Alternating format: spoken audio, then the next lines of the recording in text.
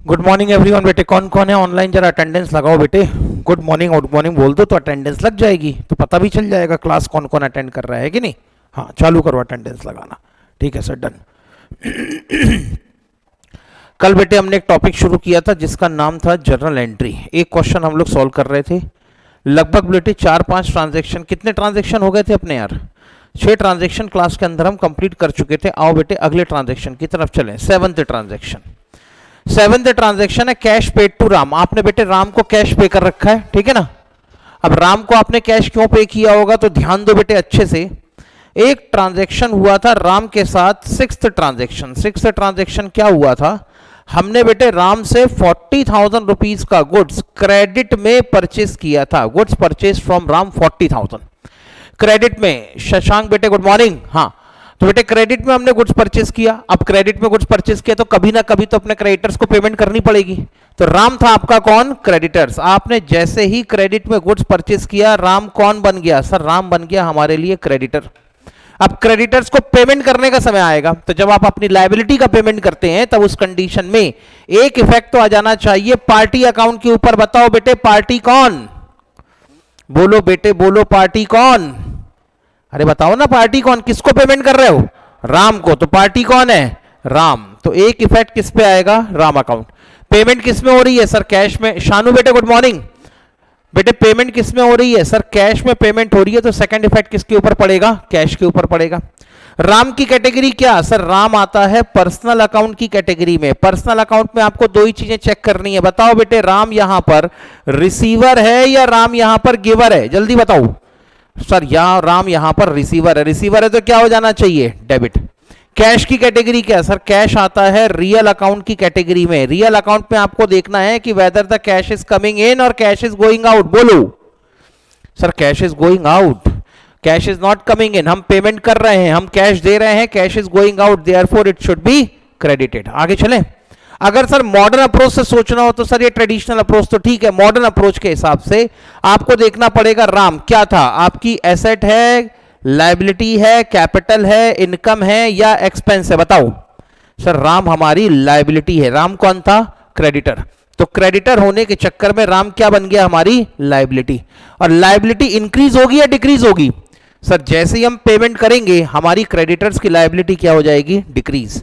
और क्रेडिटर्स की liability decrease हो तो क्या कर देना चाहिए? डेबिट। मैंने पहले भी समझाया था, लायबिलिटी अगर डिक्रीज हो तो हमेशा क्या करेंगे? क्रेडिट। और लायबिलिटी इंक्रीज हो, सॉरी लायबिलिटी डिक्रीज हो तो क्या करेंगे? डेबिट। और इंक्रीज हो तो क्या करेंगे? क्रेडिट। कैश, कैश की कैटेगरी है सर ये है हमारी एसेट। यहां पर आपकी एसेट भी डिक्रीज हो रही है और अगर एसेट डिक्रीज हो तो क्या कर देना चाहिए? क्रेडिट। तो एंट्री क्या बन गई? सर एंट्री बन गई यहां पर Ram account debited to cash account. Ram account is to be debited by ₹20,000 and cash account is to be credited by ₹20,000।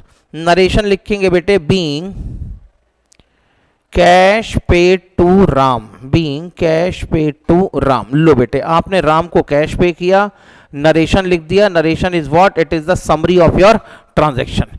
एक लाइन से बेटे क्लोज कर दो तो पता चलेगा कि यहां पर हमारा ट्रांजेक्शन खत्म हो जाता है। Next transaction Anjali good morning. आगे चलते हैं। नेक्स्ट ट्रांजेक्शन है पेड ऑफिस रेंट। बेटे ऑफिस का आपने रेंट पे किया है। कौन कौन से दो अकाउंट होंगे जिसके ऊपर इसका इंपैक्ट पड़ना चाहिए? तो अगर मैं इसका इंपैक्ट देखूं तो रेंट आपके लिए क्या है? पहले तो एक्सपेंस। जो भी खर्चे का पेमेंट कर रहे हैं पहला इफेक्ट उसी खर्चे के अकाउंट पे आना चाहिए। एक्सपेंस कौन सा पे कर रहे हैं हम लोग? रेंट। तो पहला इफेक्ट आएगा रेंट अकाउंट में, और क्योंकि आप रेंट को कैश में पे कर रहे हैं इसलिए सेकंड इफेक्ट किस पे पड़ेगा? कैश अकाउंट पे। रेंट की कैटेगरी क्या? Sir nominal account. रेंट आएगा नॉमिनल अकाउंट की कैटेगरी में। ये है सर हमारा एक्सपेंस, और अगर एक्सपेंस है तो क्या हो जाना चाहिए? डेबिट। कैश की कैटेगरी क्या? सर कैश है हमारे लिए रियल अकाउंट। अब रियल अकाउंट है तो चेक करो बेटे कैश इज कमिंग इन और going out. Sir cash is going out and since the cash is going out it should be credited. तो क्या डेबिट होगा? रेंट अकाउंट डेबिट होगा। क्या क्रेडिट होगा? कैश अकाउंट क्रेडिट होगा। आगे चले। और अगर मॉडर्न अप्रोच से देखना है तो रेंट आपके लिए क्या है? एक्सपेंस। मॉडर्न अप्रोच कहती है कि अगर एक्सपेंस इंक्रीज हो तो इसे क्या करवाएंगे? डेबिट। अगर यहां पर कैश, कैश की कैसे कैटेगरी क्या है? एसेट। अगर एसेट डिक्रीज हो तो इसे क्या करवाएंगे? क्रेडिट। इतना ठीक। तो आप बेटे ट्रेडिशनल अप्रोच से सोचें या मॉडर्न अप्रोच से सोचें, आंसर आपको हमेशा सेम ही मिलने वाला है। तो ऐसी कंडीशन में बताओ बेटे एंट्री क्या बन गई? सर एंट्री बन गई यहां पर रेंट अकाउंट। एंट्री बन जाएगी सर यहां पर rent account is to be debited to cash account. बताओ बेटे कितना रेंट पे किया था हमने? सर हमने रेंट पे किया था 4000 रुपीज का। Rent account is to be debited by rupees 4000 and cash account is to be credited by rupees 4000 being office rent paid. Being office rent paid. ये लो बेटे, ये हो गया तुम्हारा काम खत्म। डन। यहां तक अगर किसी को कोई दिक्कत हो तो बताएं। किसी को कोई डाउट बेटे यहां तक? जल्दी बताओ। नहीं बोलोगे तो कैसे काम चलेगा बेटा? बोलना तो पड़ेगा ना। आगे चलूं? लो बेटे यहां तक अपना काम हो गया। अगले ट्रांजैक्शन पे आ जाओ। अगला ट्रांजैक्शन क्या था? सर अगला ट्रांजैक्शन इसके बाद पेड सैलरी टू स्टाफ। बेटे इस बार हमने स्टाफ वालों को सैलरी की पेमेंट करी है। बताओ कौन कौन से अकाउंट के ऊपर इफेक्ट आएगा? जल्दी बताओ। एक तो सैलरी अकाउंट पे इफेक्ट आना चाहिए, बिल्कुल सही जवाब। पहला इफेक्ट आएगा आपका सैलरी अकाउंट के ऊपर, 9th सैलरी अकाउंट। दूसरा इफेक्ट किसके ऊपर आएगा? सर पेमेंट करिए इसलिए सेकंड इफेक्ट किस पे आएगा?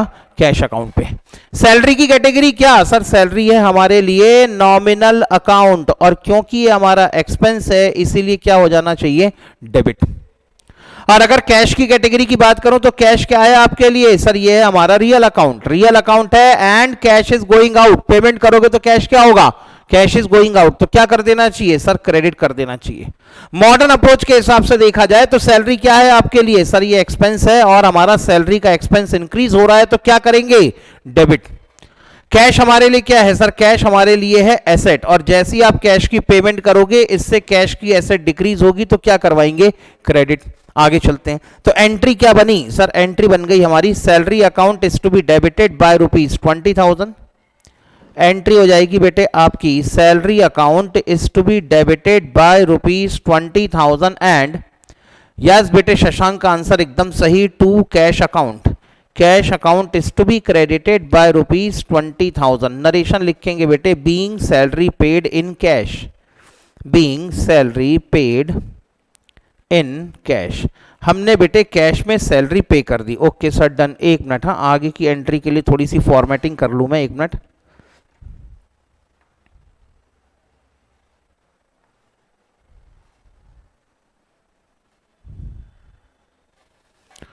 हाँ बेटे नेक्स्ट एंट्री की तरफ चलेंगे। नेक्स्ट एंट्री क्या कहती है पढ़ो। रिटर्न गुड्स बाय श्याम है। सर श्याम ने गुड्स रिटर्न कर दिया, ऐसा क्यों किया? पता नहीं बेटे क्यों किया, पहले तो पता करो कौन सा गुड्स रिटर्न किया है। हमने सर यहां पर श्याम को गुड्स बेचा था। कितने का गुड्स बेचा था? 60,000 का हमने श्याम को गुड्स बेचा था। बेचने के बाद हमें श्याम ने कितने पैसे दिए थे? हमें सर श्याम ने यहां पर 40,000 की पेमेंट कर दी थी। दिख रहा है बेटे श्याम ने यहां पर आपको 40,000 की पेमेंट कर दी थी। फिर भी श्याम से अभी कितने पैसे लेना बाकी है? 20,000 तो फिर भी लेना बाकी है। और बेटे 20,000 लेने गए तो श्याम ने कहा तुम्हारा गुड्स था डिफेक्टिव, या तो फिर श्याम ने कह दिया कि जो तुमने मुझे गुड्स दिखाया था ना वो नहीं दिया, हल्की क्वालिटी का दे दिया। ठीक। या तो फिर श्याम ने कह दिया कि मैंने तो भैया ऑर्डर 100 यूनिट का लिखवाया था, आपने 120 यूनिट क्यों भिजवा दी? तो ऐसा कोई भी रीजन हो सकता है, रीजन के पीछे हम नहीं जा सकते। हाँ बस मुद्दा यह है कि श्याम ने क्या किया है, आपको गुड्स को रिटर्न कर दिया। कितने का गुड्स रिटर्न कर दिया? 10,000। तो सर श्याम ने गुड्स रिटर्न किया है तो कौन कौन से दो अकाउंट के ऊपर इंपैक्ट पड़ेगा? तो बेटे यहां पर जब कभी कोई भी बेचा हुआ सामान तुम्हारे पास में वापस आ जाए तो पहला इफेक्ट किस पे पड़ना चाहिए? पहला इफेक्ट तो बेटे आपके पार्टी अकाउंट के ऊपर पड़ना चाहिए। पार्टी कौन थी? श्याम। तो एक इफेक्ट किसके ऊपर आएगा? श्याम के ऊपर। और श्याम को हमने जो गुड्स बेचा था वही वापस मिला है। तो बेचते समय तुमने क्या बोला था इसको? सेल्स। तो वापस लेते समय क्या बोलोगे? Sales return. तो क्या बोलेंगे बेटे इसको हम लोग? Sales return. तो दो अकाउंट किस किस के ऊपर इंपैक्ट पड़ेगा? एक पड़ेगा श्याम अकाउंट के ऊपर और दूसरा पड़ेगा सेल्स रिटर्न। श्याम अकाउंट की कैटेगरी क्या? सर श्याम है ट्रेडिशनल अप्रोच के हिसाब से पर्सनल अकाउंट। ठीक है, बताओ बेटे श्याम यहां पर रिसीवर है या श्याम यहां पर गिवर है? जल्दी बताओ बेटे, श्याम रिसीवर है या गिवर है? गिवर है सर। श्याम ने हमें गुड्स वापस किया है, तो इसका मतलब श्याम क्या है? गिवर। गिवर है तो क्या हो जाना चाहिए? क्रेडिट। ट्रेडिशनल अप्रोच कहती है अगर पार्टी यहां पर गिवर है तो क्या कर दो? क्रेडिट कर दो। दूसरा, सेल्स रिटर्न। सेल्स रिटर्न की कैटेगरी क्या सर? ये है हमारा नॉमिनल अकाउंट, ठीक है। अब नॉमिनल अकाउंट है, नॉमिनल अकाउंट के हिसाब से ये अल्टीमेटली अगर देखा जाए तो आपकी रिवर्सल ट्रांजैक्शन है। किसकी रिवर्सल ट्रांजैक्शन है? It is the reversal of income. आपने जब गुड्स बेचा था तब आपने क्या कहा था? हमारी इनकम हो गई है। सेल्स क्या है? हमारी इनकम। लेकिन जब बेचा हुआ गुड्स आपके वापस आ गया तो क्या अभी भी आप इसे इनकम बोलोगे? नहीं सर, हम जिसे पहले इनकम मान चुके हैं अब उस इनकम को कैंसिल करना पड़ेगा। क्या करना पड़ेगा? You have to cancel your income. और अगर इनकम को कैंसिल करने की बात आती है तब इसका आपको रिवर्सल ट्रीटमेंट डालना पड़ेगा। सेल्स को रिकॉर्ड करते समय क्या किया था? क्रेडिट। तो रिवर्स करते समय क्या करवाओगे? डेबिट, ठीक है ना सर। मॉडर्न अप्रोच से कैसे देखा जाए तो बताओ बेटे, श्याम क्या था तुम्हारा? सर श्याम था हमारा डेटर। आपको श्याम नाम के डेटर से पैसे लेने थे तो श्याम क्या थी? तुम्हारी एसेट। अब श्याम ने आपको आपके गुड्स को वापस कर दिया। श्याम ने अगर गुड्स रिटर्न कर दिया तो अल्टीमेटली क्या होगी? डेटर्स की एसेट आपकी डिक्रीज होगी। और डेटर्स की एसेट अगर डिक्रीज हो जाए तो क्या करना पड़ेगा? क्रेडिट। मॉडर्न अप्रोच बड़ी सिंपल है। मॉडर्न अप्रोच कहती है ये देख लो, एसेट इंक्रीज हो रही है, डिक्रीज हो रही है। एसेट इंक्रीज हो रही है तो डेबिट करवाने का, एसेट डिक्रीज हो रही है तो क्रेडिट करवाओ। श्याम हमारी डेटर्स की एसेट है, एसेट डिक्रीज हो रही है तो क्या करवाएंगे? क्रेडिट। अब उसके बाद सेल्स रिटर्न पे चलते हैं। सेल्स रिटर्न का क्या करना? मॉडर्न अप्रोच से समझोगे तो बहुत सही है। मॉडर्न अप्रोच कहती है कि सेल्स तुम्हारे लिए क्या थी? इनकम। और जैसे ही सेल्स रिटर्न हुआ आपकी इनकम क्या हो गई? डिक्रीज हो गई। और इनकम डिक्रीज हो गई तो क्या कर देना चाहिए? डेबिट करवा देना चाहिए, ठीक है ना। तो ये चीज जो ट्रेडिशनल अप्रोच में थोड़ी कॉम्प्लिकेटेड लगती है, मॉडर्न अप्रोच में ज्यादा सिंप्लीफाइड लगती है। तो इसीलिए मॉडर्न अप्रोच के ऊपर ज्यादा इंक्लाइनेशन आता है मेरा भी, क्योंकि मॉडर्न अप्रोच बहुत सारे कॉम्प्लिकेटेड ट्रांजैक्शंस की बड़ी सिंपल सिंपल एंट्री बना के दे देता है आपको। ठीक, आगे चलते हैं। तो बताओ एंट्री क्या बनी? सर सेल्स रिटर्न अकाउंट को डेबिट करवाएंगे और श्याम अकाउंट को क्या करवाना है? क्रेडिट। तो एंट्री बन जाएगी बेटे आपकी 10th ट्रांजैक्शन के लिए, sales return account is to be debited. कितने का सेल्स रिटर्न था? कोई याद नहीं है सर। ये ऐसे बेटे हमारे देश के अकाउंटेंट हैं, अमाउंट तक याद नहीं है। बताओ, sales return account debited to Shyam account. Accounting करने बैठे हैं और एक ट्रांजैक्शन का अमाउंट तक याद नहीं रखते। अभिनव बेटे वेरी गुड मॉर्निंग। हाँ वो देखो इनको अंगड़ाई आ रही, क्लास में बैठ के आड़े टेढ़े हो रहे हैं, अभी तक नींद नहीं खुली नालायकों की। बताओ। हाँ बीइंग, हाँ being goods returned by Shyam, being goods returned by Shyam. Shyam ने बेटे गुड्स वापस कर दिया। लो बेटे ये बन गई तुम्हारी एंट्री। अगला ट्रांजैक्शन पढ़ो जल्दी से, और ट्रांजैक्शन पढ़ के बताओ कौन से अकाउंट के ऊपर इसका इफेक्ट आएगा। जल्दी बताओ। अरे मोबाइल में चालू करो। हाँ यहां पर बेटे अगला ट्रांजैक्शन है गुड्स रिटर्न टू राम। बेटे इस बार टू राम है, इसका मतलब हमने गुड्स वापस किया। किसको? राम को। कितने का गुड्स वापस कर दिया? 5,000 रुपए का गुड्स वापस कर दिया। हमने राम से क्या किया था बेटे? पहले कभी गुड्स हमने परचेस किया था। अब परचेस किया हुआ गुड्स जब आप वापस करेंगे तो एक इफेक्ट किस पे पड़ेगा? Party account. पार्टी कौन थी? राम। तो एक इफेक्ट पड़ेगा राम अकाउंट के ऊपर। सेकंड इफेक्ट किस पे पड़ेगा? सर परचेस किया हुआ गुड्स हम वापस कर रहे हैं, इसलिए सेकंड इफेक्ट किस पे पड़ेगा? परचेस रिटर्न अकाउंट पे। चालू करें। राम की कैटेगरी क्या है? सर राम यहां पर था पर्सनल अकाउंट, ठीक है ना। बताओ बेटे राम यहां पर रिसीवर है या राम यहां पर गिवर है? बोलो बेटे, whether the Ram is receiver और गिवर? रिसीवर। राम यहां पर रिसीवर है, इसलिए क्या हो जाना चाहिए? Debit. Purchase return. Sir purchase return की कैटेगरी क्या बेटे? वैसे तो परचेस रिटर्न क्या होता है? Nominal account. अब यहां पर परचेस रिटर्न क्या है? तो परचेस रिटर्न है रिवर्सल ऑफ परचेस। क्या है ये आपके लिए? Reversal of purchase. Reversal of purchase तो कहते भैया आपने जब गुड्स परचेस किया था तो इसको परचेस के एक्सपेंस के नाम पर रिकॉर्ड कर दिया था, अब आप इसको वापस कर रहे हो तो रिवर्सल ट्रीटमेंट करो। तो आपने परचेस अकाउंट को क्या करवाया था? डेबिट। तो परचेस रिटर्न को क्या करवाएंगे? क्रेडिट। ठीक। मॉडर्न अप्रोच के हिसाब से चलूं तो मॉडर्न अप्रोच में राम क्या था बेटे? बताओ। सर राम था हमारा क्रेडिटर, इससे हमने क्रेडिट में गुड्स परचेस किया था, ठीक, और हमने पैसे नहीं दिए थे, इसलिए क्या थी हमारी? क्रेडिटर्स की liability. It was the liability of your creditors. और जैसे ही आप राम को अपना गुड्स वापस कर देते हैं, इमीडिएटली आपके क्रेडिटर्स की लायबिलिटी यहां पर क्या हो जाती है, कम हो जाती है। और लायबिलिटी डिक्रीज होगी तो क्या करवाना, डेबिट। उसके बाद परचेस रिटर्न की बात करते हैं। परचेस क्या था हमारे लिए सर, एक्सपेंस। तो जैसे ही आपने परचेस किया हुआ गुड्स वापस किया, वैसे ही आपके एक्सपेंसेस क्या हो जाते हैं, डिक्रीज। और एक्सपेंसेस अगर डिक्रीज हुए तो क्या कर देना चाहिए, क्रेडिट। सर एक चीज समझ में नहीं आई। मैंने कहा क्या सर, हमारे मन में एक डाउट है। मैंने कहा बोलो। सर मॉडर्न अप्रोच से परचेस रिटर्न और सेल्स रिटर्न के ट्रांजैक्शन को समझना ज्यादा आसान है। मैंने कहा हाँ बिल्कुल आसान है। सर ट्रेडिशनल अप्रोच से लेकिन इतना कॉम्प्लिकेशन क्यों हो गया? ट्रेडिशनल अप्रोच तो आई थी 1497 में, खोलना जरा मुझे। हाँ, ट्रेडिशनल अप्रोच तो आई थी 1497 में। 1497 में बेटे एक आदमी था ल्यूकास पासियोली। आ जाओ 1497 में बेटे एक आदमी था जिसका रहने अभी कोई और आएगा तो फिर खोलना पड़ेगा। हाँ रहने। तो ट्रेडिशनल अप्रोच के हिसाब से बेटे एक इटालियन मॉन्क था। मॉन्क समझता है ना, बौद्ध भिक्षु जैसे है ना अपने इधर बौद्ध भिक्षु, वैसे ही वो इटालियन मॉन्क था, भिक्षु था। उसने बेटे एक मैथमेटिक्स की बुक लिखी। उसी मैथमेटिक्स की बुक में पार्ट बी के अंदर उसने double entry book keeping system के पूरे प्रिंसिपल लिख दिए। तो 1497 में जब double entry book keeping system के रोल आए थे या रूल्स आए थे, तब उस समय परचेस अकाउंट को या सेल्स अकाउंट को या परचेस रिटर्न को या सेल्स रिटर्न को नॉमिनल अकाउंट नहीं माना जाता था।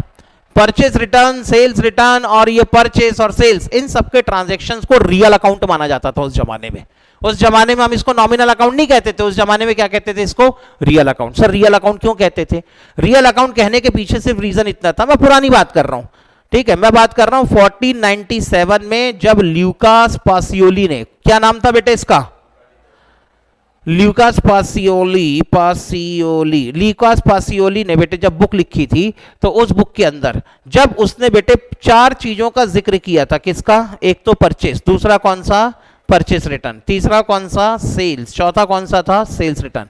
तो जब उसने इन 4 चीजों का जिक्र किया था, तो ल्यूकास पासियोली का कहना यहां पर यह था कि अगर आप परचेस करते हैं तो इससे आपके गुड्स या स्टॉक की एसेट इंक्रीज होती है। अगर आप सेल्स करते हैं तो आपकी स्टॉक की एसेट डिक्रीज हो जाती है। अगर आप परचेस किया हुआ गुड्स वापस करते हैं तो आपकी गुड्स की या स्टॉक की एसेट क्या हो जाती है, डिक्रीज हो जाती है। और अगर आप सेल्स रिटर्न लेते हैं तो अल्टीमेटली क्या होता है, आपकी गुड्स की एसेट इंक्रीज हो जाती है। तो परचेस क्या करेगा सर, परचेस हमारे गुड्स की या स्टॉक की एसेट को इंक्रीज करेगा। सेल्स क्या करेगा सर, सेल्स हमारे गुड्स की या स्टॉक की एसेट को डिक्रीज करेगा। परचेस रिटर्न क्या करेगा, परचेस रिटर्न बेटे आपके स्टॉक की एसेट को डिक्रीज करेगा। और सेल्स रिटर्न क्या करेगा बेटे, सेल्स रिटर्न आपकी गुड्स की या स्टॉक की एसेट को इंक्रीज करेगा। तो उस समय क्या था, इसे माना जाता था रियल अकाउंट। अब रियल अकाउंट के हिसाब से रूल अगर देखा जाए तो बड़ा सिंपल है। अब अगर आप रियल अकाउंट के हिसाब से देखोगे तो जब भी आपने परचेस किया, इसका इफेक्ट क्या पड़ने वाला है, बोलो ना, जब भी आपने परचेस किया इसका इफेक्ट क्या पड़ने वाला है सर, परचेस आपने किया तो sir stock is coming in, goods is coming in, and since the goods is coming in it should be debited, ठीक है ना। तो बेटे ट्रेडिशनल अप्रोच के हिसाब से पहले के जमाने में गुड्स परचेस को क्या मान लिया जाता था, स्टॉक। इससे goods is coming in, stock की एसेट आपकी इंक्रीज होगी तो क्या कर देना चाहिए, डेबिट। परचेस रिटर्न के केस में क्या हुआ sir, goods is going out, और if the goods is going out it should be credited. फिर वैसे ही सेल्स, सेल्स के कारण क्या होगा sir, goods is going out, तो इसको क्या कर देना चाहिए, क्रेडिट। वैसे ही सेल्स रिटर्न के साथ में क्या होगा sir, goods is coming in, it should be what, debited. तो 1497 में जब double entry book keeping system के रोल आए थे, तब उस समय यहां पर परचेस, परचेस रिटर्न, सेल्स और सेल्स रिटर्न, इसके अलग अलग अकाउंट ओपन नहीं होते थे। उस समय सिर्फ एक ही अकाउंट ओपन होता था, कौन सा, गुड्स का या स्टॉक का। वेरी गुड मॉर्निंग बेटे अनुष्का। तो उस समय सिर्फ एक ही अकाउंट ओपन होता था, कौन सा, गुड्स का या स्टॉक का। अब यहां पर एक ही अकाउंट आपका ओपन होता है, गुड्स का या स्टॉक का अकाउंट ओपन होता है, तो बस यहां पर ये देखा जाता था whether the goods is coming इन और गोइंग आउट, और उसके हिसाब से डेबिट और क्रेडिट आइडेंटिफाई करना आसान था। लेकिन बाद में हमने कहा, फिर बाद में बेटे जैसे जैसे अकाउंटिंग थोड़ी थोड़ी करके डेवलप होती चली गई, लोगों के पास में ज्यादा नॉलेज आती गई, लोगों ने अकाउंटिंग के डेटा को, अकाउंटिंग की इंफॉर्मेशन को और ज्यादा अच्छे तरीके से यूटिलाइज करना शुरू कर दिया। तो फिर लोगों के दिमाग में आया कि क्यों ना इस अकाउंटिंग की इंफॉर्मेशन को बिजनेस के फ्यूचर डिसीजंस के लेने के लिए यूज किया जाए। बिजनेस की पॉलिसी और प्लानिंग बनाने के लिए अकाउंटिंग इंफॉर्मेशन को यूज किया जाए। तो फिर लोगों ने डिफाइन किया इसके बाद ऑब्जेक्टिव्स ऑफ अकाउंटिंग। क्या डिफाइन किया इन्होंने? ऑब्जेक्टिव्स ऑफ अकाउंटिंग, कि हमारा अकाउंटिंग करने का पर्पस क्या है। इसके पहले तक तो पर्पस ये माना जाता था कि हमको भैया अपनी अकाउंट्स की, बिजनेस की अकाउंट्स की बुक को प्रॉपर तरीके से मेंटेन करना है, ताकि सारे के सारे ट्रांजैक्शन अकाउंट की बुक में लिखे हुए मिल जाएं। लेकिन बाद में लोगों ने कहा कि हमारे बिजनेस का ऑब्जेक्टिव या हमारी अकाउंटिंग के दो मेजर ऑब्जेक्टिव होंगे। कौन कौन से? एक होगा असर्टेनमेंट ऑफ, क्या होगा बेटा जल्दी बताओ? Ascertainment of income position. क्या निकालना? Income position. इनकम पोजीशन का मतलब प्रॉफिट या लॉस, हमारे बिजनेस ने क्या कमाया और हमारे बिजनेस ने क्या गवाया, यह आइडेंटिफाई करना हमारा पहला बेसिक ऑब्जेक्टिव होगा। यानी बिजनेस की कमाई कैलकुलेट करना, बिजनेस ने क्या कमाया, क्या गवाया, कितना प्रॉफिट, कितना लॉस, यह कैलकुलेट करना हमारा पहला ऑब्जेक्टिव होगा। इतना ठीक। दूसरा ऑब्जेक्टिव डिफाइन किया गया। दूसरा ऑब्जेक्टिव कौन सा? ascertainment of financial position of the business। Financial position. Sir financial position का मतलब भाई बिजनेस सॉल्वेंट है या इंसॉल्वेंट है, बिजनेस अपनी लायबिलिटी को पूरी तरह से पे कर सकता है या नहीं कर सकता, बिजनेस के अंदर इतनी ताकत है कि नहीं कि वो अपनी लायबिलिटी का पेमेंट कर सके। अगर बिजनेस के अंदर अपनी बिजनेस के अंदर अगर अपनी लायबिलिटी को पेमेंट करने की ताकत है, तो ऐसे बिजनेस को हम लोग क्या कहते हैं? सॉल्वेंट। और ये ताकत कब होगी? जब बिजनेस के पास एसेट्स ज्यादा होंगी और लायबिलिटी कम होगी। लेकिन दूसरी पोजीशन क्या कहती है कि बिजनेस क्या है? इंसॉल्वेंट। अब इंसॉल्वेंट कब होगा? जब बिजनेस के पास में एसेट्स कम होगी और लायबिलिटी ज्यादा होगी। अभी जैसे चल रहा है ना बेटे गौतम अदानी साहब का केस, जब भी बेटे YouTube खोलो, WhatsApp खोलो, एक ही चीज दिखती है, अदानी साहब तो बेटे डूब गए, बैंकों का पैसा डूब गया, SBI तो बर्बाद हो गया, LIC तो सड़क पे आ गया, अदानी साहब कभी भी देश छोड़ के भाग जाएंगे। अभी चिंदी आदमी समझा क्या उसको? ठीक है, सारे के सारे रियल टाइम बिजनेस है। मतलब कि अब तुमने तो मजाक की, अब एक नीरव मोदी और विजय माल्या क्या देश छोड़ के भाग गए, ठीक है ना। और उसके बाद तो बेटे ऐसा लग रहा है कि हर बिजनेसमैन धंधा छोड़ छोड़ के इंडिया छोड़ के भाग जाएगा। ठीक है, ऐसे तो बेटे साहिल बेटे वेरी गुड मॉर्निंग, तो ऐसा तो लोगों ने ट्रेंड बना लिया और सबको लगने लगा कि अदानी साहब इंसॉल्वेंट हो गए, इंसॉल्वेंट हो गए। अरे भैया अगर अदानी साहब चलो मान लेते इंसॉल्वेंट हो भी गए, तब भी SBI ने अपनी टोटल कैपिटल एम्प्लॉयड का 1% पैसा भी अदानी साहब को ब्याज पे नहीं दिया है। अब तुम्हें क्या लगता है अदानी साहब डूब जाएंगे तो क्या SBI डूब जाएगा? How is it possible? Adani साहब डूब जाएंगे तो LIC डूब जाएगा? अरे भैया LIC वालों ने ठीक है अदानी के शेयर में 84,000 करोड़ की इन्वेस्टमेंट कर रखी है, लेकिन LIC के लिए 84,000 करोड़ बहुत छोटी रकम है, नहीं के बराबर की। ठीक है, उनके तो बेटे लाखों करोड़ों में पैसे स्टॉक मार्केट के अंदर इन्वेस्टमेंट है, उनको कोई फर्क नहीं पड़ता। तो ऐसी कंडीशन में अब लोग सोचते हैं कि अदानी साहब की एसेट नहीं रही, खत्म हो गई, अदानी साहब की लायबिलिटी बहुत ज्यादा है। आई एग्री कि लायबिलिटी ज्यादा है, लेकिन उस लायबिलिटी के अगेंस्ट में अदानी के बिजनेस के पास में एसेट्स भी उससे कई गुना ज्यादा है। तो ऐसी कंडीशन में ये तो नहीं है ना कि अदानी साहब का बिजनेस इंसॉल्वेंट हो जाएगा, कल वो देश छोड़ के भाग जाएंगे। अरे भैया पूरे धंधे आराम से चल रहे हैं उनके, और सारे के सारे बिजनेस देखो, सारे के सारे बिजनेस कैश फ्लो जनरेट करने वाले, कंसिस्टेंट कैश फ्लो जनरेट करने वाले बिजनेस हैं। अदानी साहब कोयले का बिजनेस करते हैं, कोयला बेटे मार्केट के अंदर ना तो कोई उधारी में बेचता है ना तो कोई उधारी में खरीदता है, कोयले का पूरा बिजनेस कैश में होता है। अदानी साहब बेटे यहां पर ऑयल का, एडिबल ऑयल का बिजनेस कर रहे हैं। अदानी साहब बेटे पावर जनरेशन और पावर डिस्ट्रीब्यूशन का बिजनेस कर रहे हैं। अदानी साहब बेटे पोर्ट का बिजनेस कर रहे हैं। तो ऐसी कंडीशन में ये जो अदानी ग्रुप की जितनी कंपनीज हैं वो सारी की सारी कंपनी कैश फ्लो जनरेट करने वाली कंपनी है। एक भी धंधा ऐसा नहीं है जिसमें उधारी में काम होता हो। तो इतनी कैश फ्लो जनरेट करने वाली इतनी कंपनियां हैं, और तुम बोलो कि कंपनी डूब जाएगी, डूब जाएगी, डूब जाएगी, फालतू की बात है। अकल दकल है नहीं, मालूम है नहीं, प्रॉफिट एंड लॉस अकाउंट लोगों को समझता नहीं, बैलेंस शीट नाम की चिड़िया कोई उन्होंने सुनी नहीं, और आके बस यूट्यूब में डाल के हल्ला कर देते अदानी डूब गया, डूब गया, डूब गया। अबे नालायक, पहले देख तो ले उसकी बैलेंस शीट क्या कहती है। तो ऐसी कंडीशन में ठीक है, जो भी जैसा भी है। तो अब क्या था, पुराने जमाने में इस तरीके से काम होता था। अब इन्होंने कहा हमारे दो ऑब्जेक्टिव होंगे, कौन कौन से? एक तो इनकम पोजीशन पता करना और दूसरा फाइनेंशियल पोजीशन। अब फिर किसी ने पूछा कि ये इनकम पोजीशन कैसे निकाली जाए। मुद्दा किसका है यहां पर? मुद्दा किसका है? इनकम पोजीशन कैसे निकाली जाए। किसी ने क्या पूछा बेटे? बताओ मैं इनकम पोजीशन कैसे कैलकुलेट करूं, बिजनेस ने क्या कमाया और क्या गंवाया ये मैं कैसे निकालूं। ठीक है, तो इन्होंने कह दिया कि भैया एक काम करो, तुम ना बिजनेस में होने वाली जितनी इनकम है इस बिजनेस को उनके एक्सपेंसेस के साथ में कंपेयर कर लो, ठीक है ना। किसको कंपेयर करना है?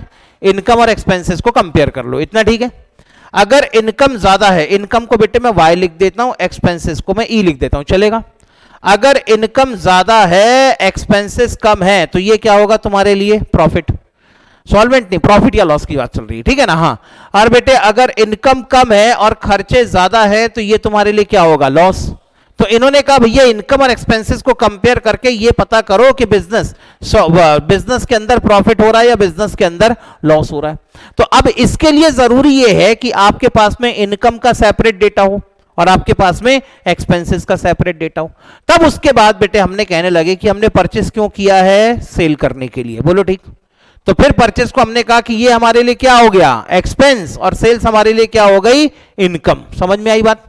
तो हमने सेल्स को मानना शुरू कर दिया अपनी इनकम और परचेस को क्या मानना शुरू कर दिया? हमने अपना एक्सपेंस, ठीक है ना। परचेस हो गया हमारे लिए खर्चा, और जैसी बेटे तुमने इसे इनकम और इसे एक्सपेंस मानना शुरू कर दिया, इसकी कैटेगरी बदल के कौन सी हो गई? नॉमिनल अकाउंट हो गई। तो यहां पर हुआ यह है कि इनकम और एक्सपेंस निकालने के चक्कर में परचेस को हमको एक्सपेंस मानना पड़ गया और सेल्स को हमको मानना पड़ गया इनकम, और वहीं से एंट्री के रूल्स को समझने में थोड़ी सी कॉम्प्लिकेशन आ गई। कॉम्प्लिकेशन इसलिए आ गई कि सर परचेस तो एक्सपेंस है, उसमें तो कोई दिक्कत नहीं, लेकिन परचेस रिटर्न का क्या करें? तो भाई परचेस रिटर्न का क्या करोगे? तो रिवर्सल ट्रांजैक्शन करो, और तो कुछ नहीं कर सकते। तो परचेस को तुमने क्या किया? सर एक्सपेंस था तो हमने क्या करवाया? डेबिट। तो इन्होंने कहा एक काम करो, जब भी परचेस रिटर्न होगा अकाउंट की बुक में क्या करवा देना? क्रेडिट। सेल्स को तुमने कहा क्या कहा? सर ये हमारी इनकम है, क्या करवा दो? क्रेडिट। तो इन्होंने कह दिया एक काम करो, जब कभी सेल्स रिटर्न का ट्रांजैक्शन हो तो इसको क्या करवा देना? डेबिट करवा देना। समझ में आया? तो ये बाद में जाके जो अकाउंटिंग के अंदर डेवलपमेंट हुए हैं उन डेवलपमेंट के चक्कर में थोड़ा सा कंफ्यूजन क्रिएट हो गया, अदरवाइज बात एकदम सिंपल थी। परचेस के केस में पुराने लोग ये कहते थे goods is coming in, it should be debited. Sales के केस में पुराने लोग ये कहते थे goods is going out, therefore it should be credited. Purchase return के केस में goods is going out, therefore it should be credited, और सेल्स रिटर्न के केस में goods is coming in, therefore it should be debited. पहले एकदम simple simple हिसाब किताब चलता था, बाद में जाके थोड़ी सी कॉम्प्लिकेशंस आई हैं। तो अगर बेटे कभी ऐसा समझने में दिक्कत हो तो परचेस रिटर्न, सेल्स और सेल्स रिटर्न को मान लेना ये आपके गुड्स का अकाउंट है। किसका अकाउंट है? गुड्स का अकाउंट है। यानी किसका अकाउंट है? स्टॉक का अकाउंट है, इन्वेंट्री का अकाउंट है। तो फिर आपको ये देखना है कि आपकी इन्वेंट्री की एसेट इंक्रीज होती है या इन्वेंट्री की एसेट आपकी डिक्रीज होती है। ऐसे भी सोचोगे तब भी आपको एकदम सही और एकदम करेक्ट आंसर मिलेगा। आगे चलूं? ठीक है सर। अगला ट्रांजैक्शन, अच्छा कौन सा ट्रांजैक्शन रिकॉर्ड कर रहे थे? Purchase return. ये ट्रांजैक्शन हो गया था क्या रिकॉर्ड? अरे ये ट्रांजैक्शन रिकॉर्ड हुआ, पहले तो बताओ परचेस रिटर्न था कितने का? 5,000 रुपए का था ना। तो बेटे परचेस रिटर्न का ट्रांजैक्शन रिकॉर्ड कर लिया क्या? नहीं किया, नहीं किया अभी तक। आओ बेटे 11 ट्रांजैक्शन रिकॉर्ड करेंगे। 11 ट्रांजैक्शन कौन सा होगा? सर परचेस रिटर्न का ट्रांजैक्शन होगा। एंट्री क्या बनी? सर एंट्री बनी Ram account is to be debited by ₹5,000 and purchase return account is to be credited by purchase return account is to be credited by ₹5,000 being goods return to being goods return to Ram को आपने goods वापस कर दिया। अगला transaction पढ़ें और बताएं कौन कौन से दो अकाउंट के ऊपर इसका इंपैक्ट आएगा। लो बेटे अगला ट्रांजैक्शन, परचेज मशीनरी फॉर ₹49,500। ठीक है इतना। तो अब आपने क्या खरीदा है बेटे? मशीन। मशीन क्या है आपके लिए? एसेट। तो पहला इफेक्ट किसके ऊपर आना चाहिए? मशीन अकाउंट के ऊपर आना चाहिए। दूसरा इफेक्ट किस पे आना चाहिए? परचेस किया है, आगे पीछे कोई इंफॉर्मेशन नहीं है, यानी पक्की बात है ट्रांजैक्शन किस में हुई होगी? कैश में ही हुई होगी। तो सेकंड इफेक्ट किसके ऊपर आएगा? कैश अकाउंट के ऊपर। तो अगर मैं इसको कंपेयर करके देखूं तो यहां पर दो अकाउंट जिन जिन के ऊपर इसका इफेक्ट आना चाहिए, एक होगा यहां पर कौन सा अकाउंट? मशीन अकाउंट, और दूसरा अकाउंट कौन सा होगा? मशीन अकाउंट, और दूसरा अकाउंट होगा आपका कैश अकाउंट। मशीन की category real account, machine is coming in therefore it should be debited. Cash की category sir real account, cash is going out therefore it should be credited. आगे चले sir modern approach के हिसाब से बताओ तो machine क्या है बेटे? एसेट। बताओ आप अगर मशीन परचेस करेंगे तो एसेट इंक्रीज होगी या डिक्रीज होगी? ऑनलाइन वाले स्टूडेंट सब शांत बैठे हैं, चुपचाप एकदम 72 mm के पर्दे पे नालायक मूवी देखने आए, कोई रिप्लाई नहीं, कुछ नहीं। हाँ तो बेटे यहां पर मशीन की कैटेगरी क्या होगी आपकी? एसेट। एसेट है तो क्या हो जाना चाहिए, एसेट यहां पर सर इंक्रीज हो रही है, इंक्रीज होगी तो क्या करेंगे, डेबिट। कैश, कैश क्या है सर, कैश भी हमारे लिए एसेट है, एसेट। अब बेटे कैश से पेमेंट करेंगे तो कैश की एसेट डिक्रीज होगी, और कैश की एसेट डिक्रीज होगी तो क्या करवाएंगे, credit. Ultimately result will be same, आप अप्रोच कोई भी लगा ले, रिजल्ट आपका हमेशा क्या रहेगा, सेम ही मिलने वाला है। आगे चलते हैं, तो एंट्री क्या बन गई सर, एंट्री बन गई machinery account is to be debited by ₹49,500। machinery account is to be debited by ₹49,500 and cash account is to be credited by ₹49,500 being machine purchased for cash, being machine purchased for cash। आपने cash में machine purchase करी, done. यहां तक किसी को कोई doubt हो तो बताएं, पक्का। चलें आगे, ठीक है चलो आगे फिर। Paid wages for installation of machine, आपने बेटे मशीन के इंस्टॉलेशन के लिए वेजेस का पेमेंट किया है। अब कायदे से तो बेटे आपने वेजेस पेमेंट किया तो ये आपके लिए क्या हो जाना चाहिए, एक्सपेंस। पहला इफेक्ट तो ऐसा लगता है कि पहला इफेक्ट किस पे आ जाना चाहिए, वेजेस अकाउंट पे आ जाना चाहिए, लेकिन अकाउंटिंग के कुछ अपने प्रिंसिपल्स हैं, अकाउंटिंग के कुछ अपनी अप्रोचेस हैं, अकाउंटिंग की कुछ अपनी एक सोच है। अकाउंटिंग की सोच कहती है कि भाई देखो, अगर आप मार्केट में जाते हो, कोई भी सामान खरीद के लाते हो, if anything you are purchasing, ठीक है ना, तो जो भी सामान आपने खरीदा है, ठीक है, एनीथिंग, अगर कोई भी चीज आपने परचेस करी है, एनीथिंग, अगर आपने कोई भी चीज परचेस करी है, तो आपको पहले इस चीज से देखना पड़ेगा कि आपको इससे शॉर्ट टर्म बेनिफिट मिलने वाला है या लॉन्ग टर्म बेनिफिट मिलने वाला है। सर ऐसा क्यों बेटे, अगर कोई भी सामान आप खरीद के लाते हैं और आप कहते हैं कि सर इससे शॉर्ट टर्म बेनिफिट मिलेगा, we are suppose to receive the benefit only for 12 month और we will receive the benefit up to the 12 month only, 12 महीने तक सर इसका बेनिफिट मिलेगा, इसके बाद और कोई नया बेनिफिट आपको नहीं मिलेगा। अगर आपको ऐसा लगता है तब बेटे ये आपके लिए क्या होगी, करंट एसेट होगी, ठीक है। लेकिन अगर आपको ऐसा लगता है कि नहीं सर इससे लॉन्ग टर्म बेनिफिट मिलेगा, आज भी हम इससे बेनिफिट लेंगे, कल भी इससे बेनिफिट मिलेगा, परसों भी इससे बेनिफिट लेंगे, नरसों भी इससे बेनिफिट मिलेगा, ठीक है ना, तो 1 साल बाद, 2 साल बाद, 3 साल, 10 साल तक इसको यूज करेंगे सर हम, तब आपको कौन सा बेनिफिट मिलने वाला है, लॉन्ग टर्म बेनिफिट मिलने वाला है। लॉन्ग टर्म बेनिफिट अगर मिलने वाला है तो फिर ऐसी चीजों को हम लोग क्या कहना शुरू कर देते हैं, अपनी फिक्स्ड एसेट। जैसे कि आपने लैंड खरीदा, लैंड के ऊपर बिल्डिंग बनाई, अब एक बार बिल्डिंग बनाओ तो बिल्डिंग की उम्र 30, 40, 50 साल की तो होती है कि नहीं होती है, यानी बिल्डिंग को आप अगले 30 साल तक यूज करने वाले हैं। फर्नीचर खरीदा, कम से कम 5 साल तो चलेगा कि नहीं, मशीन खरीदी कम से कम 8-10 साल तो चलेगी कि नहीं, तो ये आपको लॉन्ग टर्म बेनिफिट देने वाले आइटम है। और ये जो लॉन्ग टर्म बेनिफिट देने वाले आइटम होते हैं उनको क्या कहते हैं हम लोग, फिक्स्ड एसेट्स। अब फिक्स्ड एसेट्स के साथ में जनरल प्रिंसिपल क्या कहता है, मैं बात कर रहा हूं बेटे जनरल प्रिंसिपल की। जनरल प्रिंसिपल ये कहता है कि अगर मान लो आपने कोई फिक्स्ड एसेट्स खरीदी है, ठीक है ना, परचेस ऑफ फिक्स्ड एसेट्स, बेटे मैंने अगर सिर्फ परचेस लिखा तो क्या खरीदा, गुड्स, लेकिन अगर मैंने फिक्स्ड एसेट्स खरीदी तो स्पेसिफिकली लिखना पड़ता है कि मैंने क्या खरीदा। मैंने बेटे मान लो कोई फिक्स्ड एसेट्स खरीदी, इतना ठीक। अब बेटे फिक्स्ड एसेट्स खरीदते से ही रेडी टू यूज की कंडीशन में होगी, ऐसा तो होता नहीं है, ठीक है ना। हो सकता है कि बेटे जब तक आपकी fixed assets ready to use की कंडीशन में ना आ जाए, किसकी कंडीशन में ना आ जाए, रेडी टू यूज की कंडीशन में जब तक आपकी फिक्स्ड एसेट्स ना आ जाए, तब तक इस दरमियान, इस दौरान जितने भी आपने पैसे खर्चा किए, जो भी आपके एक्सपेंसेस होंगे, इन सारे एक्सपेंसेस को आपको कैपिटलाइज करना पड़ेगा। एक नया वर्ड है बेटे आपके सामने, कौन सा, capitalise. Sir what is the meaning of capitalise करना, आपने कह तो दिया कि अगर आपने कोई भी फिक्स्ड एसेट्स खरीदी हो तो उस फिक्स्ड एसेट्स को रेडी टू यूज की कंडीशन में लाने तक जितना खर्चा करोगे वो सारा का सारा खर्चा क्या करना पड़ेगा, कैपिटलाइज करना पड़ेगा। तो सर ये कैपिटलाइज का मतलब क्या होता है, कैपिटलाइज का मतलब होता है added to cost of fixed assets, यानी added to cost of fixed assets. इसका मतलब होता है कि भाई आप इन खर्चों को फिक्स्ड एसेट्स की कॉस्ट में ही ऐड करके दिखाएंगे, ठीक है। तो मैं पहले जनरल प्रिंसिपल समझा रहा हूं, फिर इसके पीछे का लॉजिक क्या है वो समझाता हूं, ठीक है ना। एग्जांपल सब पे डिस्कशन करेंगे, पहले वर्ड सुन लो। आप एक फिक्स्ड एसेट्स खरीदते हैं, फिलहाल right now fixed assets is not ready, fixed asset is not in a position to use, fixed asset is not in the ready to use position, ready to use condition में नहीं है आपकी अभी। अब ready to use condition में आपको इसको लाना पड़ेगा।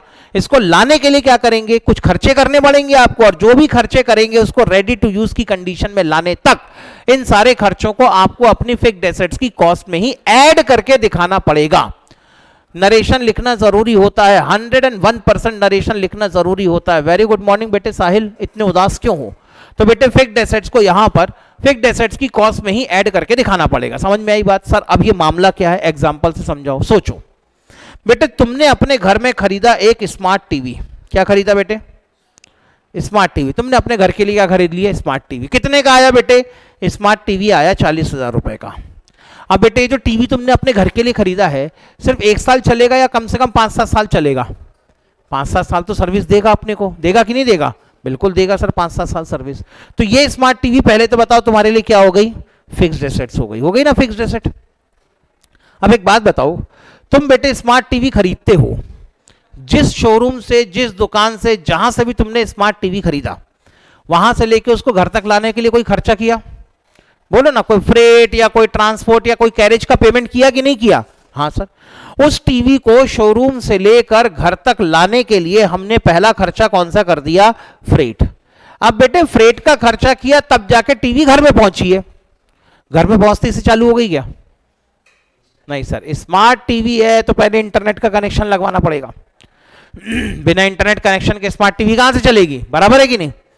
तो सर स्मार्ट टीवी है इसलिए इंटरनेट कनेक्शन लगवाना पड़ेगा, उसको दीवार के ऊपर वॉल माउंट करना पड़ेगा। वॉल माउंट करते हैं ना कई लोग, दीवारों पे टीवी लटका देते हैं आजकल, तो उसको दीवार में वॉल माउंट करना पड़ेगा। अपने हाथ से कर लोगे? क्या बात कर रहे हो सर, हम मैकेनिक थोड़े ना, मिस्त्री आदमी थोड़े ना। तो मैंने कहा क्या करोगे? सर एक आदमी को बुलाएंगे, वो आदमी ड्रिल मशीन लेके आएगा, ड्रिल करेगा, कीले ठोकेगा, ये करेगा वो करेगा, तब जाके हमारी टीवी दीवार पे फिट होगी। इतना ठीक है? तो बेटे इसको आपने, इस खर्चे को मैं क्या नाम दे दूं बेटे? इंस्टॉलेशन कह दूं मैं, क्योंकि आपने तो टीवी को इंस्टॉल ही किया ना दीवार पे। तो ये कौन सा खर्चा है? Installation expenses. ठीक है, फिर उसके बाद में आपने अदर खर्चे किए, तब जाके आपकी टीवी चालू हुई ना टीवी चालू। अब बेटे आप अपनी टीवी देखना शुरू कर सकते हैं। Now the TV is in ready to use condition. तो यहां पर आपने बेटे टीवी खरीदी, जब तक वो टीवी आपके देखने लायक ना हो जाए तब तक के लिए ये जो आपने फ्रेट के खर्चे किए, ये जो आपने इंस्टॉलेशन एक्सपेंसेस किए, कायदे से तो इन खर्चों को अभी तक आप क्या मान लेते थे? एक्सपेंस मान लेते थे। बोलो ठीक। और एक्सपेंस मान के किस कैटेगरी में डाल देते थे आप इसे? इसको डाल देते थे हम नॉमिनल अकाउंट की कैटेगरी में। बोलो हां या ना? लेकिन अब बेटे ये आपके वो रेगुलर खर्चे नहीं है, इसलिए आप इसको नॉमिनल अकाउंट की कैटेगरी में नहीं डाल सकते। अकाउंटिंग का जनरल प्रिंसिपल कहता है कि ऐसे खर्चों को कैपिटलाइज करना पड़ेगा। कैपिटलाइज करने का मतलब ऐसे खर्चों को उसी फिक्स्ड एसेट्स की कॉस्ट में ऐड करके दिखाना पड़ेगा। समझ में आई बात? अरे बात समझ में आई कि नहीं? मैंने तो अभी एक छोटा सा एग्जांपल दिया बेटे टीवी का। अगर आप किसी बिजनेस के अंदर जाते हैं तो नॉर्मली क्या होता है, बिजनेसमैन ऑटोमेटिक मशीनें यूज करते हैं। आजकल इंडिया के अंदर पूरा दौर किसका चल रहा है? ऑटोमेटिक मशीनों का। लेबर की प्रॉब्लम इंडिया में भी बहुत बढ़ गई है, ठीक है ना? तो बेटे लेबर की प्रॉब्लम, एक तो कोविड के चक्कर में और सिचुएशन खराब हो गई इंडिया के अंदर। ऐसा नहीं है कि लेबर नहीं है, लेबर है, लेकिन जो बिजनेस के अंदर, इंडस्ट्रीज के अंदर, फैक्ट्री में काम करने वाली जो स्किल्ड लेबर की जरूरत होती थी ना, इंडिया में आज भी स्किल्ड लेबर नहीं है, अनस्किल्ड लेबर है। उनसे कुदाली चलवा लो, फावड़ा चलवा लो, घमेला उठवा लो, सामान उठवा लो, बोझा उठवा लो, ये काम कर लेंगे और बड़ी मेहनत से करेंगे। लेकिन उनसे बोलो ले पेचकस पकड़ के एक नट टाइट कर, नहीं बनेगा उनसे। उनसे बोलेंगे ले पाना पिंचिस पकड़, नट टाइट कर, नहीं बनेगा उनसे। स्किल्ड लेबर इंडिया में आज भी नहीं है। सबसे बड़ी प्रॉब्लम इंडिया और चाइना के बीच में जो बड़ा डिफरेंस है वो यही है कि चाइना के पास में लेबर है लेकिन पूरी स्किल्ड लेबर है, उनके पास में स्किल्ड अनस्किल्ड दोनों लेबर है, और इंडिया के पास में स्किल्ड लेबर ही नहीं है, और इसीलिए हमको लेबर की शॉर्टेज फेस करनी पड़ती है। तो ऐसी कंडीशन में कई लोग ऐसा करते हैं कि भैया एक काम करो, ऑटोमेटिक मशीन कहां से बुलवाएंगे? जापान से। अब सोचो तुमने जापान में ऑटोमेटिक मशीन खरीदी, पहले तो उस मशीन को जापान से कहां लेके आना पड़ेगा? इंडिया। अच्छा खासा फ्रेट का खर्चा लग गया। फिर आपने जापान से मशीन को इंडिया लाने तक के लिए जो रास्ते का इंश्योरेंस भी निकाला होगा, जिसको आप लोग कहते हैं ट्रांजिट इंश्योरेंस। फिर वो पहुंची इंडिया, इंडिया में आपने इंपोर्ट ड्यूटी पे करी होगी, तब जाके कस्टम वालों ने आपकी मशीन को क्लियर किया होगा। अब बेटे इंडिया में मशीन पहुंची कहां पर? कैलकाटा वाले डॉक पे। कैलकाटा वाले डॉक पे आपकी मशीन क्या हुई? अनलोड हुई। अब कैलकाटा से मशीन कहाँ लेके आना है, पूना तक लेके आना है, तो और रोड ट्रांसपोर्टेशन के खर्चे किए होंगे आपने। ऐसा करने के बाद अब जाके मशीन कहाँ पहुंची, हमारे पूना की फैक्ट्री में पहुंच गई। पुणे की फैक्ट्री में पहुंचने के बाद अब मशीन साला पूरी ऑटोमेटिक, कहां से कौन सा नट टाइट करना अपने को कुछ समझ ही नहीं रहा उसमें। हमने कहा क्या करें, कंपनी वालों को फोन किया, यार तुमने मशीन तो भेज दी लेकिन अब इसको इंस्टॉल कैसे करें। उनने कहा उसके लिए अलग से एक इंजीनियर को बुलवाना पड़ेगा। मैंने कहा भेजो इंजीनियर। उनने कहा इंजीनियर के आने जाने का खर्चा, इंजीनियर का इंडिया में रहने का खर्चा, 3 स्टार होटल से कम में मेरा इंजीनियर रुकता नहीं है, तो 3 स्टार होटल में रुकाओ, 7 दिन लगेंगे उसको मशीन को इंस्टॉल करने में, 7 दिन का उसका रहने का खर्चा, उसका खाने का खर्चा, उसके आने जाने की फ्लाइट की टिकट सब कर करा के, और 7 दिन वो काम करेगा तो उसकी रेम्यूनरेशन या मेहनताना अलग, वो अलग से देना पड़ेगा। फिर बेटे वो स्पेशल इंजीनियर आता है, वो कहता अभी अभी क्या कर रहे हो, क्या कर रहे हो, कहाँ रख दी मशीन। मैंने कहा रखी तो है। अरे नहीं नहीं, ऐसे जमीन में नहीं रखते, नीचे से सीपे जाएगा तो मशीन खराब हो जाएगी, इसके लिए ना ऐसा एक प्लेटफॉर्म बनाना पड़ेगा। तो अपन ने कहा ठीक है भाई, बोल रहा बना के दो इसको। उसके लिए फिर अपन ने एक प्लेटफॉर्म बना के दिया, कंक्रीट का प्लेटफॉर्म बना, उसके ऊपर मशीन रखी गई। मशीन रखने के बाद उसने जमाने भर के ये तार उधर से जोड़ा, वो तार उधर से जोड़ा, दुनिया भर का नाटक नौटंकी किया, तब जाके उसने मशीन को प्रॉपर तरीके से इंस्टॉल करा। इन सब में क्या पैसे खर्च नहीं हुए होंगे? और जब बेटे यहां पर इतना इंस्टॉलेशन का खर्चा तुमने कर दिया, तब तो जाके आपकी मशीन इंस्टॉल हुई होगी कि नहीं। और ये खर्चों को क्या करें, तो बेटे आपके जनरली एक्सेप्टेड अकाउंटिंग प्रिंसिपल कहते हैं, क्योंकि ये खर्चे एक ही बार लगने वाले हैं क्योंकि ये खर्चे क्या है, नॉन रिकरिंग इन नेचर हैं, एक ही बार लगने वाले हैं। और जब तक इन खर्चों को ना किया जाए तब तक तुम्हारी खरीदी गई एसेट लोहे के टुकड़े से अलावा ज्यादा कुछ नहीं है। समझ में आ रही है बात? बेटे अब तुम ये सब खर्चा नहीं करोगे तो क्या एसेट को यूज कर सकते हो? आप नहीं कर सकते। तो मशीन क्या है आपके लिए? एज गुड एज कबाड़, भंगार। तो यहां पर जब तक वो एसेट रेडी टू यूज की कंडीशन में नहीं आ जाती, तब तक जितने खर्चे करोगे उन सारे खर्चों को मशीन की कॉस्ट में ऐड करना है। तो आप ये मत देखो कि मैंने खर्चा किया है, आपको यहां पर ये देखना चाहिए कि हमने इस एसेट के ऊपर इतना खर्चा किया है। तो ऐसी कंडीशन में अब यहां पर आपने क्या पे किया था सर? फ्रेट पे किया था, फ्रेट पे किया था ना बनने।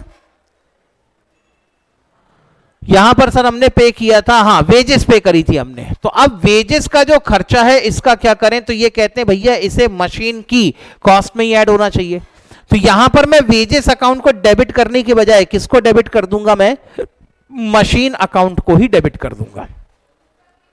तो क्या होगा, ऑलरेडी आपने मशीन अकाउंट को क्या किया है? डेबिट करवाया है।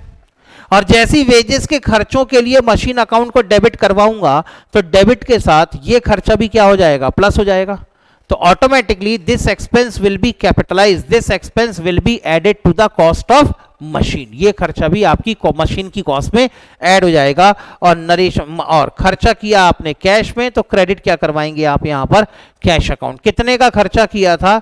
500 का खर्चा किया था। एंट्री बन जाएगी बेटे यहां पर being wages paid for installation of machinery, being wages paid for installation of machinery। आपने मशीन की इंस्टॉलेशन के लिए वेजेस पे करी है। डन? समझ में आया बेटे?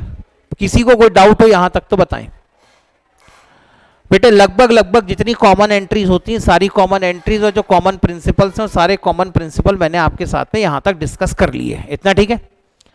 तो लो बेटे, आपको बेटे ये वाला चैप्टर हमारा शुरू कहां से हुआ था? हमारा चैप्टर शुरू हुआ था अकाउंटिंग साइकिल से शुरू हुआ था। अकाउंटिंग साइकिल की अगर मैं बात करूं तो अकाउंटिंग साइकिल के अंदर बेटे पहली स्टेप कौन सी थी? सर अकाउंटिंग साइकिल के अंदर पहली स्टेप थी आइडेंटिफिकेशन ऑफ ट्रांजैक्शन की। कहां गया पेज नंबर? मिलो बेटे मिलो। हाँ, अकाउंटिंग साइकिल से हमने शुरू किया था। पहली स्टेप कौन सी थी? आइडेंटिफिकेशन ऑफ ट्रांजैक्शन, ट्रांजैक्शन को पहचानना। ट्रांजैक्शन को पहचानने का मतलब यहां पर यह है कि आपको ये देखना पड़ेगा कि भाई ये जो ट्रांजैक्शंस हुए हैं वो फाइनेंशियल नेचर के हैं या नहीं है। ठीक है? फिर जो बिजनेस एक्टिविटीज हो रही है वो असल में ट्रांजैक्शन है या इवेंट्स हैं। ट्रांजैक्शन हो और इवेंट्स हो और साथ में अगर वो फाइनेंशियल नेचर के ट्रांजैक्शंस हैं जिनकी मॉनेटरी वैल्यू निकाली जा सकती है, तब उसको अकाउंट की बुक में रिकॉर्ड करना पड़ेगा। और अकाउंट की बुक्स में रिकॉर्ड करने का तरीका क्या होगा? Journal entry. So what is the journal entry? It is the systematic recording of transaction and events in the books of account. और एंट्री के जो बेसिक रूल्स एंड रेगुलेशन है वो हमने सीख लिए। सर एंट्री इतने में ही खत्म हो जाती है क्या? The answer is no. जैसे जैसे हमारी जर्नी आगे बढ़ती चली जाएगी, सर इसकी कंबाइंड एंट्री नहीं हो सकती, हो सकती है बेटे साहिल, बिल्कुल कंबाइंड एंट्री भी हो सकती है, कहीं कोई दिक्कत नहीं है, ठीक है। हाँ, मैंने कंबाइंड एंट्री इसलिए नहीं बनाई है क्योंकि चीजों को मैं अभी यहां पर सिंप्लीफाइड ही रखना चाहता था, इसलिए मैंने इसकी कंबाइंड एंट्री नहीं बनाई। आगे चलते हैं।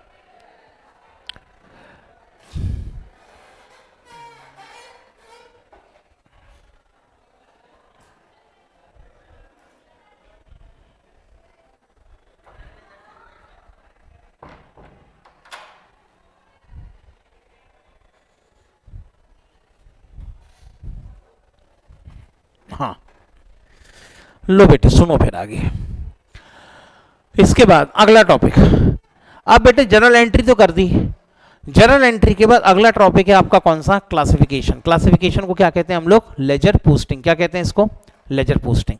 अब सर लेजर पोस्टिंग कैसे हो और क्यों करनी पड़ेगी, तो सबसे पहला कारण कि सर इसके बाद क्लासिफिकेशन क्यों करनी पड़ेगी, सर इसके बाद लेजर पोस्टिंग क्यों करनी पड़ेगी, अगला मुद्दा तो यहां पर यही बनता है। तो सोचो, आपने अभी अभी ट्रांजैक्शन की, जितने भी ट्रांजैक्शन मैंने आपको दिए उन सारे ट्रांजैक्शन की आपने क्या करी, जनरल एंट्री कर ली आपने, उन सारे ट्रांजैक्शन की जनरल एंट्री करी। एक बात बताओ, पहला ट्रांजैक्शन किसका, देखो ना बेटे, पहली एंट्री क्या कहती है, कैश अकाउंट और कैपिटल अकाउंट, यानी पहले एंट्री के हिसाब से एक अकाउंट कौन सा इफेक्ट होना चाहिए, कैश, दूसरा कौन सा, कैपिटल, दूसरा अकाउंट कौन सा, परचेस एंड कैश है, तीसरा कौन सा, श्याम एंड सेल्स।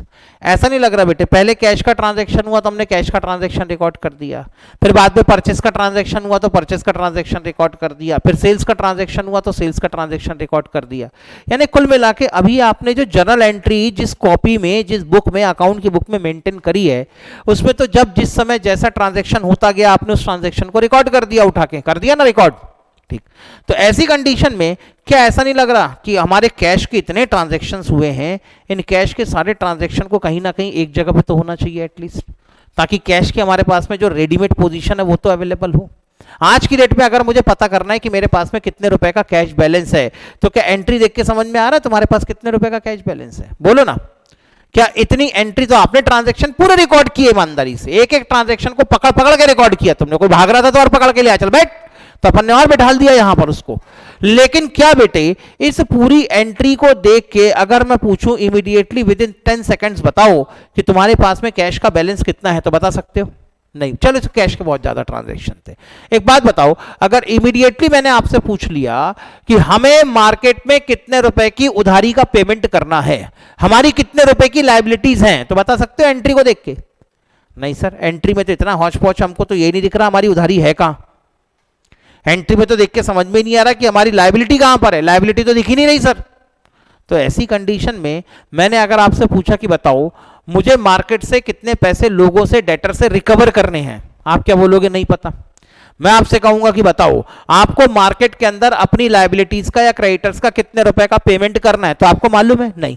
तो आपने सिर्फ ट्रांजैक्शन कहीं हम भूल ना जाए, अपने फ्यूचर के रेफरेंस के लिए ट्रांजैक्शन को रिकॉर्ड तो किया है, लेकिन आपने सही तरीके से इसको प्रॉपर तरीके से अरेंज नहीं किया है। इन ट्रांजैक्शंस की अरेंजमेंट कुछ इस तरीके से होनी चाहिए कि जब आपको जिस समय जहां जैसी इंफॉर्मेशन की जरूरत हो वो इंफॉर्मेशन आपको रेडिली अवेलेबल हो जाए। क्या कह रहा हूं बेटे मैं यहां पर, आपको अपने ट्रांजैक्शन को इस तरीके से रिकॉर्ड करना पड़ेगा कि जब जहां जैसे आपको इन ट्रांजैक्शंस की या कोई भी इंफॉर्मेशन की जरूरत हो वो इंफॉर्मेशन आपको रेडिली अवेलेबल हो जाए, और उस इंफॉर्मेशन को रेडिली अवेलेबल करवाने के लिए अगली जो स्टेप होती है वो क्या होती है, क्लासिफिकेशन। अब हम इतने ही रिकॉर्ड किए गए ट्रांजैक्शन को कुछ इस तरीके से अरेंज करेंगे कि उसके अरेंजमेंट के बाद कोई भी हमसे पूछ ले कि हमारी कितने रुपए की लेनदारी है, हमारी कितने रुपए की देनदारी है, हमारे पास में कौन सी एसेट, कितने रुपए की हमारे पास में कौन सी एसेट है, हमारी कौन सी कितने रुपए की कौन कौन सी लायबिलिटीज हैं, सारी इंफॉर्मेशन हमें automatically within 5 to 10 second मिल जाए, ऐसा सिस्टम बेटे यहां पे ड्रॉ करेंगे। और इस सिस्टम का नाम क्या होगा आपका, क्लासिफिकेशन ऑफ अकाउंटिंग, जिसको हम लोग किसके थ्रू करते हैं, लेजर पोस्टिंग के थ्रू करते हैं। समझ में आ गई बात, अरे हाँ या ना, ठीक है डन। तो इसके बाद बेटे अगली स्टेप है लेजर पोस्टिंग की। लेजर पोस्टिंग शुरू करेंगे हम कल से। लेजर पोस्टिंग क्या होगी आपकी, क्लासिफिकेशन ऑफ अकाउंटिंग, ठीक है, पक्का डन। सर कुछ बातें पहली बता दूं लेजर पोस्टिंग से रिलेटेड। सर लेजर पोस्टिंग इसी रजिस्टर में कर देंगे, आप तो इसी रजिस्टर में कर लेना, लेकिन रियल लाइफ में ऐसा नहीं होता। लेजर पोस्टिंग करने के लिए एक नया रजिस्टर खरीदा जाता है, और आजकल मार्केट के अंदर प्रिंटेड रजिस्टर मिलने लगे हैं। तो लेजर पोस्टिंग अगर आपको करनी है तो एक रजिस्टर में तो आप सिर्फ क्या रिकॉर्ड करते हैं, इस तरीके से जर्नल एंट्री को रिकॉर्ड करते हैं, ठीक है ना। अब करनी है आपको लेजर पोस्टिंग, तो आपको दूसरी बुक मेंटेन करनी पड़ती है। रियल लाइफ में मत करना, आप लोग मत करना, आप लोग तो इसी रजिस्टर में कंटिन्यू कर देना, आप लोग इसी रजिस्टर में लेजर पोस्टिंग करना, यहां पर कंटिन्यू कर देना, उसमें कोई दिक्कत नहीं है, ठीक है। तो ऐसी कंडीशन में आपको यहां पर नहीं करना है, करना किसको है, यहां पर रियल लाइफ में अलग होता है। दूसरी बुक मेंटेन की जाएगी, दूसरी बुक का नाम क्या पड़ जाएगा यहां पर, लेजर।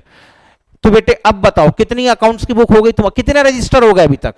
सर अकाउंट के अंदर 2 रजिस्टर हो गए। पहला रजिस्टर काय का था, जिसमें हमने क्या बनाई, रे बेटा, जर्नल एंट्री बनाई ना।